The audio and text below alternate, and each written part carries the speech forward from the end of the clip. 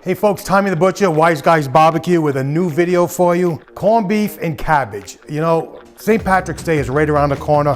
What better time than to do a corned beef and cabbage dinner for you? We'll show you how to do your own curing method. It's a very simple, no fuss, easy, overnight cure.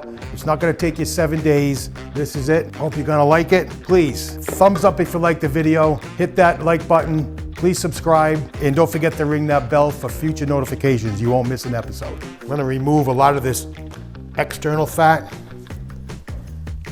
You can leave a little bit on, but we wanna get most of it off.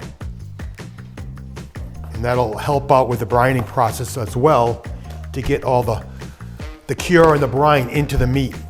Because what we're gonna do, we're only doing an overnight brine. That's what's so great and easy about this particular recipe, this brine. It's very convenient if you want to do it at home. It's not going to require, you know, a multi-day, 7-day brine.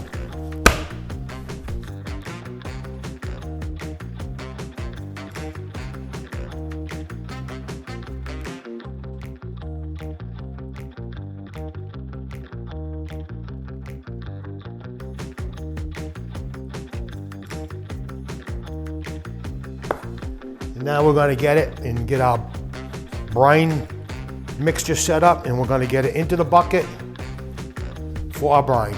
All right, we got our brisket all trimmed up. It's probably about 7 pounds now. We're ready to build our brine.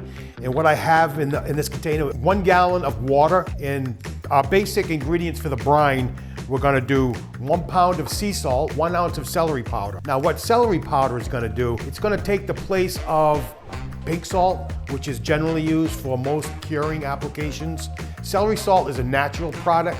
It has good amounts of nitrates and nitrites in it. It's used in curing organic meats. So we're gonna give this a shot. Rather than pink salt, we're gonna use an all-natural celery powder.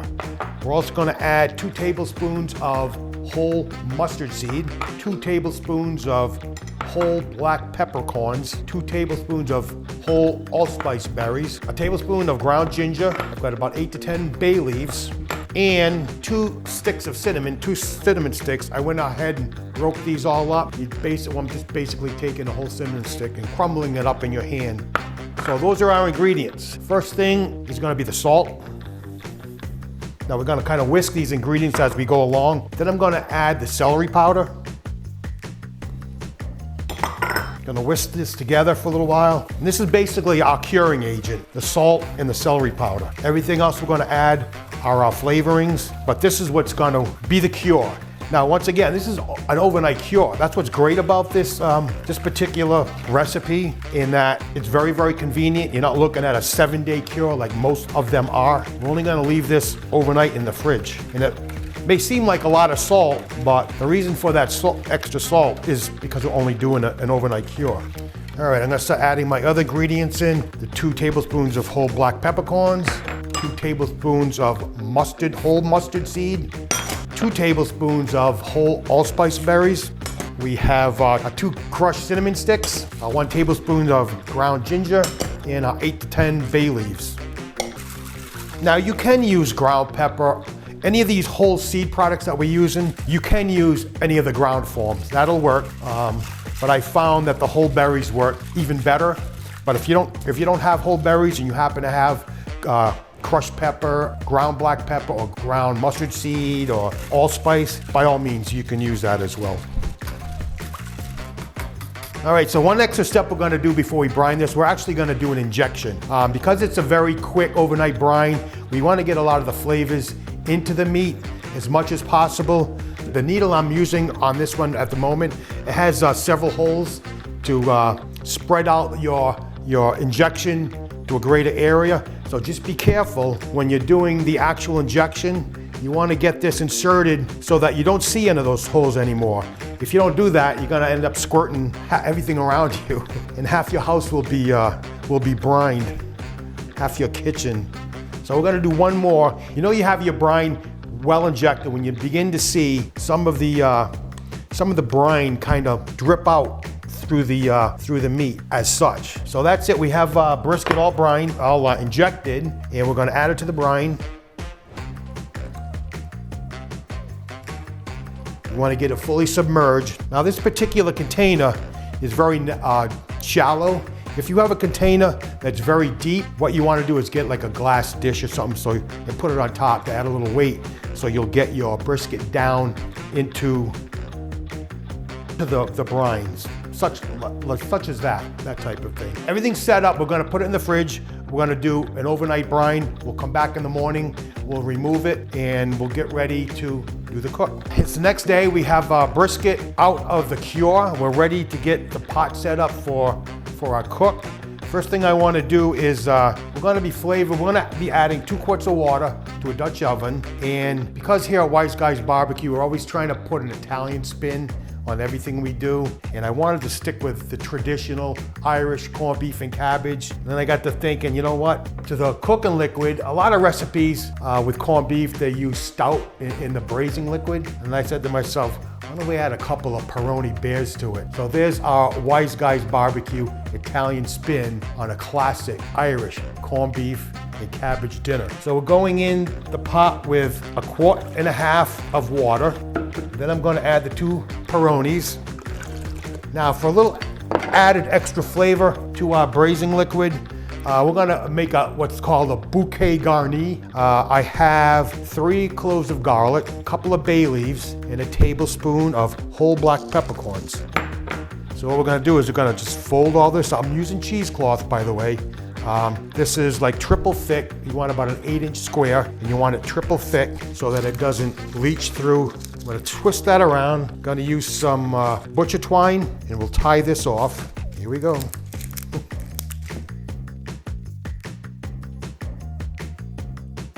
I'm going to cut some of the excess twine off. Not going to be needing that. Get that off. And there's a lot of extra material up top here. That's not needed. You could take a knife or a pair of scissors just to eliminate that. Okay, so into the pot goes our bouquet. Now at this point we want to add our corned beef to the liquid, get it down in there submerged, and we're going to simmer it until it comes to a boil, and at which point we're going to put it into a preheated 270-degree oven. And this braise is going to be, it's going to take about 2.5 to 3 hours to get this fully cooked. All right, our brisket has come to a full simmer. We're going to go into a preheated 275-degree oven, and it's going to be about a 3-hour braise. We'll come back in about 3 hours. All right, into the oven we go. 275, 3 hours. All right, folks, we're ready for the next step. We just took our corned beef out of the oven. It was a 3-hour braise at 275 degrees. What we're going to do next is we're going to remove it from this pot,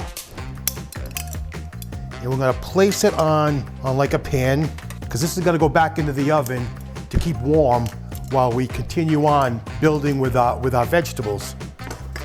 So we're gonna put maybe about a cup's worth of the cooking liquid just to keep it moist. I'm gonna cover it with foil.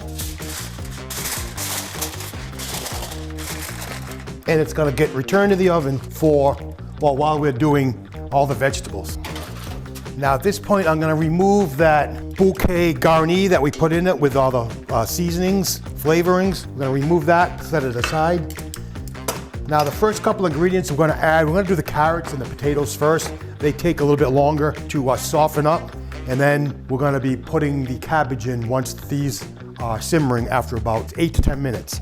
So we're gonna in with our carrots. And by the way, these are about 6 medium carrots or 2 or 3 large ones. And you can just roughly kind of quarter them. And then I've got 1.5 pounds of red potatoes. You can cut these a little bit smaller. I like putting them whole. They will soften up, and then you can cut them after when you're serving. So in go the potatoes. And we're gonna raise the heat a little bit. We have to bring this to a simmer. And once it's simmering, we're gonna put the lid back on and let them go for about 8 to 10 minutes until they're semi-fork tender. And then we're gonna add the cabbage. And with the cabbage, what I did, I took a whole head of cabbage and I cut them in eighths. Did not remove the core, leave the core attached. A lot of times, different recipes call you for removing the core. But while the cabbage is in here braising, that core will help keep the pieces together. Because a lot of times what happens with the cabbage, with a long braise, it could fall apart, not maintain its shape. All right, our vegetables are all done. All told, it was about a 30-minute braise. So we're ready to plate it up. I'm gonna serve this family style. So we'll be arranging all the vegetables on the platter first. And then we'll be slicing and carving our corned beef.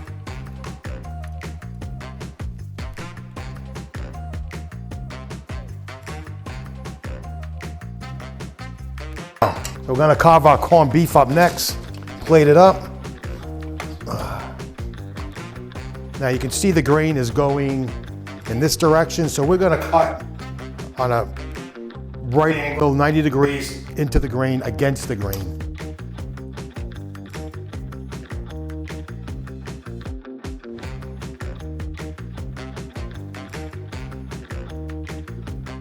Okay folks, this is our corned beef and cabbage dinner for St. Patrick's Day. We did our overnight brine. The only thing left to do is see what we got here. Everything is very tender, fork tender. Oh